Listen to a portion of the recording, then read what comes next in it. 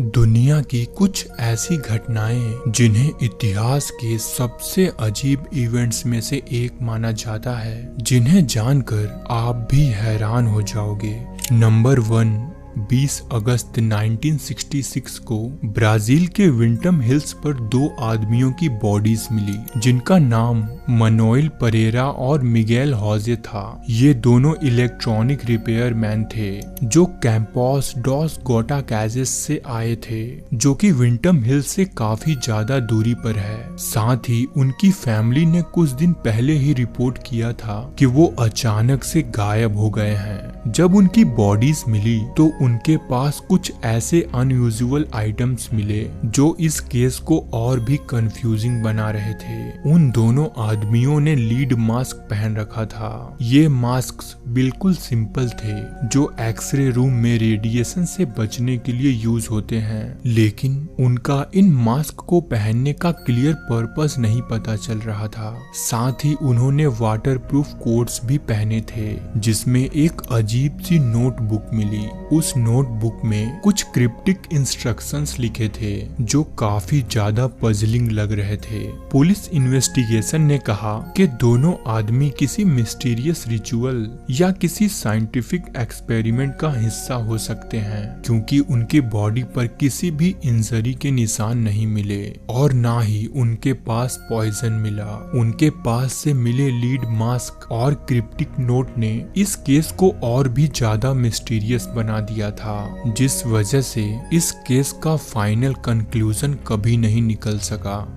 Number 2, कई historical books और stories में एक लॉस्ट आर्मी का जिक्र किया गया है। साल 525 बीसी में पर्शियन एम्पायर का राजा कैम्बाइसेस, जो द ग्रेट साइरस का बेटा था, उसने इजिप्ट पर जीत हासिल करके इजिप्ट को पर्शियन एम्पायर का हिस्सा बना लिया था। इस जीत के बाद उसने अपने साम्राज्य को और मजबूत करने के लिए कुछ रिलीजियस और पॉलिटिकल कैंपेन्स की शुरुआत की।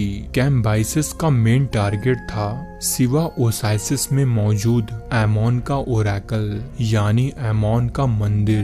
कैम्बाइसेस ने 50,000 से ज्यादा सोल्जर्स की एक फौज तैयार की और उन्हें रेगिस्तान के रास्ते सिवा ओसाइसिस के ओरेकल को डिस्ट्रॉय करने के लिए भेज दिया।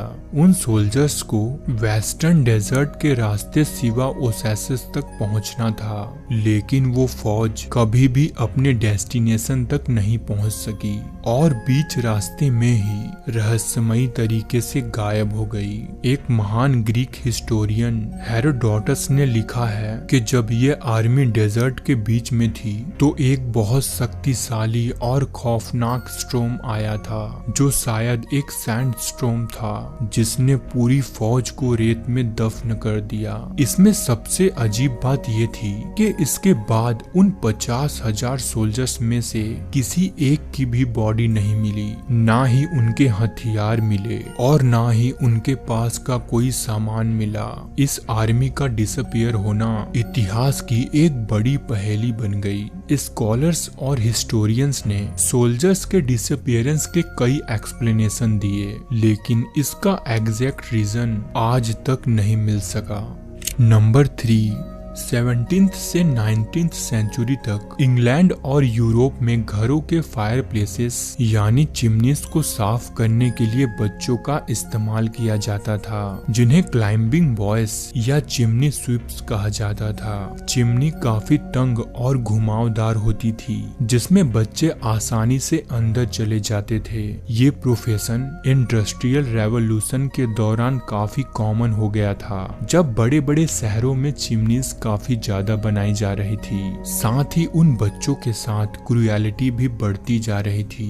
वो बच्चे सिर्फ 4 से 5 साल के होते थे, जिन्हें चिमनी मास्टर्स या स्वीप्स ने उनके पेरेंट्स या किसी अनाथ आलय से खरीद लिया होता था और उन्हें इस काम को करने के लिए फोर्स किया जाता था। कई बार बच्चे चिमनी में स्टक हो जाते और सफोकेशन के कारण उनकी मृत्यु हो जाती। ऐसे केसेस काफी बढ़ने लगे थे। लोग चिमनी स्वीप बॉयज के बुरे हालात को देखकर इसके खिलाफ आवाज उठाने लगे और 1834 में ब्रिटिश पार्लियामेंट ने चिमनी स्वीप एक्ट पास किया, जिसमें चाइल्ड लेबर चिमनी स्वीपिंग को बैन किया गया। लेकिन फिर भी कुछ ईयर्स तक ये इलीगल प्रैक्टिस चलती रही। फाइनली साल 1875 में इस स्ट्रिक्टर लॉ इम्प्लीमेंट किया गया, जिसमें चिमनी स्वीप्स के लिए मशीन बेस्ड क्लीनिंग टूल्स के यूजेस को इंट्रोड्यूस किया गया।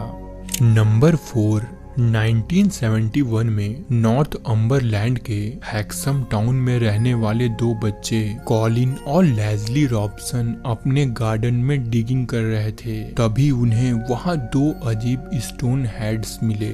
ये हेड छोटे इंसानी हेड के जैसे ही थे। उनके स्ट्रक्चर को देखते हुए एक हेड को बॉय और दूसरे हेड को गर्ल कहा गया। अजीब बात यह थी कि उन हेड के मिलने के बाद उनके घर में कुछ और अनसेटलिंग इवेंट्स होने लगे। रॉबसन फैमिली ने रिपोर्ट किया कि उनके घर में चीजें अपने आप हिलना शुरू हो गई, कुछ शैडोज और फिगर्स दिखना शुरू हो गए। साथ ही रात में हैवी फुटस्टेप्स भी सुनाई देने लगे, जैसे कोई अनसीन फोर्स उनके घर में घूम रही हो। यहाँ तक कि कई बार हेड्स अपने आप मूव हो जाती। इसमें सबसे स्ट्रेंज और टेरिफाइंग इंसिडेंट तब हुआ जब रॉबसन फैमिली ने इन हेड्स को स्टडी के लिए एक आर्टिफैक्ट एक्सपर्ट डॉक्टर एने रोज को दिया। उन्होंने जब इन हेड्स को अपने घर में रखा तो उन्हें एक वुल्फ जैसा क्रिएचर अपने घर में दिखा। डॉक्टर रोज का कहना था कि वो काफी टॉल और हॉरिफाइंग क्रिएचर था, जो कुछ सेकंड में गायब भी हो गया। इन इंसिडेंट्स के बाद इन हेड्स को लेकर कई थ्योरीज दी गई, जिसमें से एक थ्योरी ये भी कहती है कि ये हेड्स किसी श्राप या एंशिएंट रिचुअल का हिस्सा हो, जिसे कभी डार्क स्पिरिचुअल पर्पस के लिए यूज किया गया हो। खैर, इन हेड्स को लेकर आज तक कोई सॉलिड एक्सप्लेनेशन नहीं है। फिर भी ये घटनाएं पैरानॉर्मल इन्वेस्टिगेटर्स और मिस्ट्री एंथुसियास्ट के लिए एक फैसिनेटिंग केस बना हुआ है।